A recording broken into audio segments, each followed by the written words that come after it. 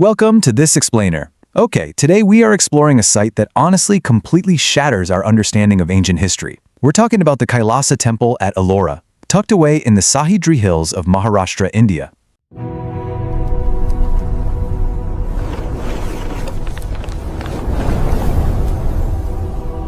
Hey everyone, and let me tell you right off the bat, this isn't just some regular ancient building. Built over 1,200 years ago during the Rashtrakuta dynasty, this thing is a literal mind-bending architectural anomaly. It's the largest monolithic structure in the world. And what that means is, it wasn't built by stacking stones on top of one another like a normal building. The entire temple complex was carved directly out of a single solid mountain. So let's talk about the scale of this because it is truly staggering. To create this temple, ancient engineers didn't just chip away a few loose rocks. They removed an estimated 400,000 tons of solid volcanic basalt rock. Just try to picture that for a second. Imagine standing in a massive rocky field and being told to dig a perfectly precise, multi-story building straight out of the earth without making a single mistake. That is essentially what they did, but with incredibly hard rock. It's basically the equivalent of carving several modern skyscrapers entirely by hand out of a mountain. But what's really fascinating to me is the sheer audacity of how they actually did it. They used a top-down excavation method. Instead of starting at the base, building a foundation like traditional architecture, the architects, known as sthapatis, went to the summit of the cliff, marked the perimeter, and just started carving vertically downwards. It's an insanely risky method. Think about it. In standard construction, if you mess up a pillar or crack a stone, you just throw it out and replace the block. Here, there is zero room for error. A single misplaced chisel stroke could have completely ruined years of labor, because you obviously can't just glue a piece of the mountain back on once it's chipped away. And to really put this achievement into perspective, we have to look at other famous monolithic sites globally. You have the incredible rock-hewn churches of Lalibela in Ethiopia, or the stunning facades of Petra in Jordan. Right, and both of those are absolutely amazing, but there's a massive geological difference here. Lalibela is carved from volcanic tuff, and Petra is carved from sandstone. Both of those are relatively soft sedimentary rocks. Kailash, on the other hand, is carved from Deccan trap basalt. This is an incredibly dense, ultra-hard volcanic rock. So carving 400,000 tons of basalt is just in a completely different universe of difficulty. And the temple isn't just big and heavy, it is an absolute mathematical marvel.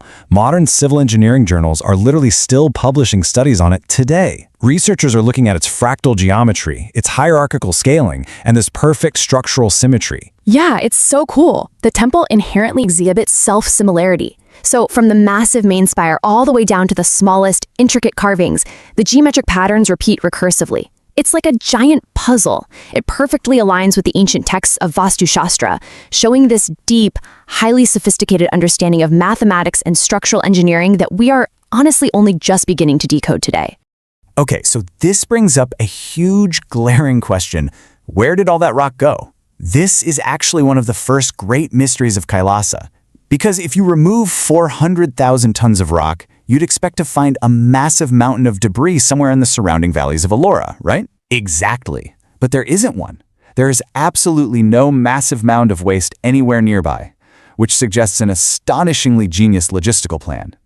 Researchers now believe the excavated basalt was intentionally broken down into small fragments on site and immediately repurposed. They used it as foundations for the Rashtrakuta capital or for paving roads. So they didn't just carve a temple. They were running a hyper-efficient, zero-waste industrial operation. And this massive vanishing act builds right into an even bigger mystery, the timeline. Like, how long does it actually take to move a literal mountain? Well, based on interpretations of Rashtrakuta inscriptions, many historians suggest that King Krishna I's artisans finished this colossal project in just 18 years. Let that sink in. 18 years to remove 400,000 tons of solid basalt and carve out an intricate, structurally perfect temple? So let's actually break down this mind-boggling math. Assuming they worked 12-hour days every single day for 18 years, they would have had to extract an impossible 5.07 tons of hard basalt rock every single hour. 5 tons every hour. And even if we say, okay, let's be conservative and double the timeline to 36 years, that is still 2.54 tons an hour, with nothing but iron chisels and wooden mallets. The extraction rate is a massive unsolved puzzle, and it clearly indicates that they had organizational capabilities and extraction techniques that we simply don't fully understand yet. This baffling speed actually birthed a fantastic medieval Marathi legend. According to a text called the 𝐏𝐑𝐎𝐋𝐋𝐀𝐁, King Krishna's queen fell ill and made a dramatic vow to fast until she saw the finial, which is the very top spire of the new temple. Which of course made the king absolutely desperate, because normal, bottom-up temples take years to reach the top. But a master architect named Coesa stepped in. Because they were using that crazy top-down excavation method we talked about, he was able to carve the spire almost instantly from the top of the cliff, allowing the queen to break her fast in just a week. Now, it's a myth, of course, but it perfectly highlights how shocking and magical this top-down method must have seemed to people living in that era. But leaving the fun legends aside for a second, the real engineering trick they used was brilliantly simple yet brutally effective. Because the question is, how do you carve thousands of tons of rock without modern dynamite? Well, you use water and wood. It's so smart. The Stopathes would drill lines of small holes into the basalt, insert perfectly fitted dry wooden wedges into those holes, and then soak the wood with water. As the wood absorbed the water, it naturally expanded. And that expansion created immense internal pressure that split the hard volcanic rock cleanly and precisely along their planned lines. It is just an absolute mastery of natural mechanics. And they definitely didn't stop there. They deployed some incredibly advanced techniques across the board. To ensure the mountain wouldn't suddenly collapse on them while digging, they used sound-based resonance testing. They were literally striking the cliffs and listening to the echoes for internal fissures or dangerous air pockets. Like knocking on a watermelon to see if it's good, but on a massive geological scale. And remember, this entire temple basically sits in a deep pit carved into a mountain. During the monsoon season in India, it should technically turn into a giant swimming pool. But they designed an advanced system of hidden drainage canals that routes rainwater perfectly away from the main shrine. Even after 1,200 years, this ancient drainage system still works perfectly, preventing water erosion on the basalt. It's a true engineering marvel, measuring a massive 85 meters long, 47 meters wide, and 32 meters high. Now, you might be thinking this is just a big structural block, but the artistry is honestly just as staggering as the engineering. They carved massive 45-foot monolithic pillars directly out of the living rock. It's breathtaking. The walls are completely covered in dynamic three-dimensional reliefs from the Ramayana and Mahabharata. The most famous one is this incredibly dramatic scene showing the demon king Ravana trying to violently shake Mount Kailash, which is the abode of Shiva. The sense of movement and energy captured in the solid rock is unbelievable. They were literally sculpting a high-action narrative right into the structural supports of the temple. And historical texts document an incredible visual trick right at the base of the temple. The plinth, which is the foundation block of the entire structure, is heavily decorated with these life-sized elephant and lion carvings. It's such a brilliant illusion because the temple is fully detached from the rock walls around it.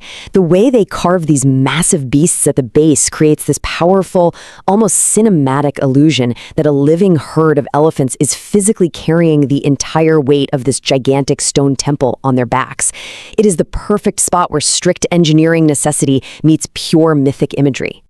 All right, let's fast forward through history to the year 1682, because this brings us to the ultimate stress test for the Kailasa temple. And it wasn't by nature, but by human intervention. Right. The structural integrity of this monolithic marvel was severely put to the test when the Mughal Emperor Aurangzeb, who was well known for his campaigns to dismantle Hindu temples, set his sights firmly on Ellora. He ordered the absolute, total destruction of Kailasa. And Aurangzeb didn't just send a small wrecking crew. He deployed a massive, dedicated demolition force of 1,000 workers, specifically tasked with tearing this single structure to the ground. Just picture that. 1,000 men, armed with the absolute best demolition tools of the 17th century, swarming the site with the sole intent of turning it to rubble.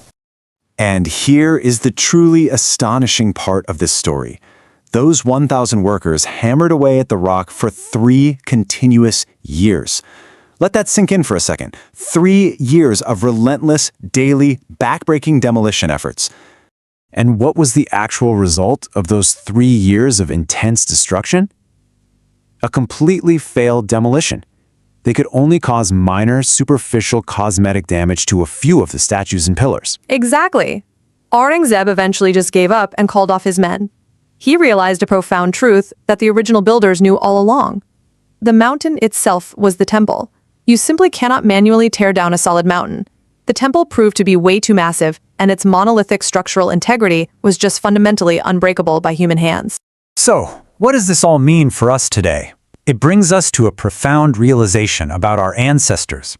Looking at the holistic design here, it brilliantly bridges ancient devotion with highly advanced engineering. The Kailasa temple proves without a shadow of a doubt that the word ancient absolutely does not mean primitive. Hit the nail on the head. The Sthapathiyas of the Rashtrakuta dynasty possessed a deeply sophisticated understanding of geology, mathematics, and structural stability.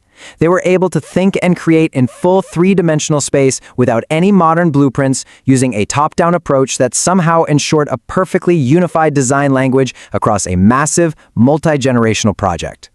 Which leaves us with one massive, lingering question to wrap up this explainer. Could we actually do this today? If we brought in the best modern engineers with CAD software, laser measurements, and heavy earth-moving machinery, could they replicate this exact monolithic top-down carving on this scale?